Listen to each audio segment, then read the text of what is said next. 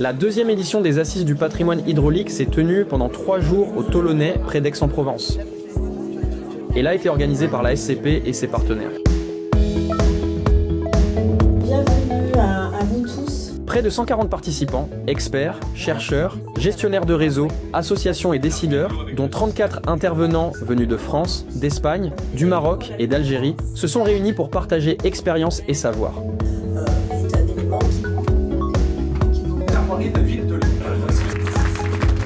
Les conférences et débats ont montré la richesse du patrimoine hydraulique et son rôle essentiel, hier comme aujourd'hui, face aux défis du changement climatique. Les Romains avaient compris que dans cette région, il fallait faire quelque chose. Aujourd'hui, il faut que ce patrimoine-là, il soit toujours d'actualité, il soit toujours entretenu, il soit toujours vivant. Il est toujours utilisé et c'est toujours une part importante du développement de la région. Ces ouvrages parfois très anciens ont été pensés pour répondre aux besoins en eau de leur époque. Aujourd'hui, certains continuent de fonctionner, d'autres nous enseignent leur histoire et plusieurs permettent de sensibiliser le public à la gestion durable de l'eau. On ne se rend pas compte à quel point on lui doit finalement notre existence, notre développement, qu'il soit économique, agricole, pour l'usage de l'eau potable. Cette région sans les infrastructures créées de main-d'homme serait finalement à se niveau zéro.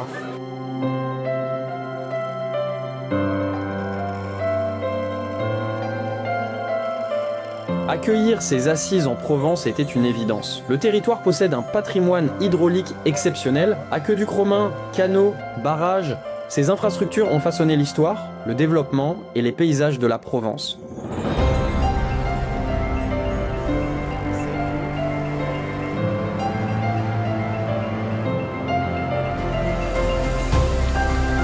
Les participants ont ainsi pu découvrir 7 sites emblématiques. Chaque visite raconte une histoire, révèle techniques, innovations et usages, et montre comment ce patrimoine contribue aujourd'hui à la nécessaire préservation de la ressource.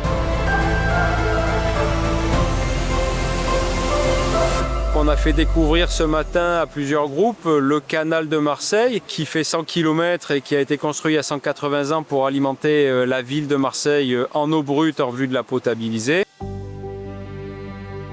L'aqueduc de Roquefavour, c'est le plus haut aqueduc en pierre au monde et il a fait l'objet d'une rénovation totale de 2020 à 2024 et c'est pour ça qu'on est venu expliquer ça sur site aujourd'hui.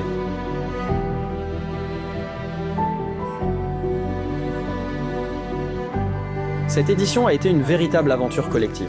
Elle n'aurait pas été possible sans l'engagement de partenaires institutionnels, techniques, financiers et de tous ceux qui ont ouvert leurs portes.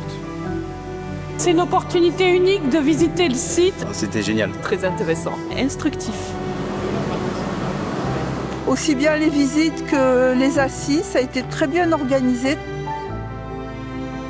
La station d'épuration, c'était intéressant. Les jardins d'Alberta, c'est très beau. Ah oui, ça m'a beaucoup plu. L'aqueduc de Roquefavour. Je suis jamais monté sur voir cet ouvrage qui est magnifié, puisqu'il a été complètement rénové. Ça va du romain au contemporain et c'est très bien. L'eau, c'est la vie, c'est apprendre à vivre avec, à la respecter, à la considérer. Il n'y a pas que la vue, il y a aussi toute la technique qui est derrière et c'est absolument passionnant.